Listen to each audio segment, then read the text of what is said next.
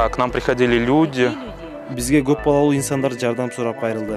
Алардын көпчүлүгү күнүмдүк иш менен алектенгендиктен карантинде иш жок отуруп калышкан.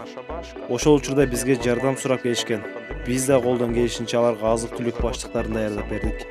Андан сырткары газ, электр энергиясы сыяктуу коммуналдык кызматтарга акча таба албаган жарандарга да материалдык жактан жардам көрсөттүк. Мындан биз өкүнбөйбүз.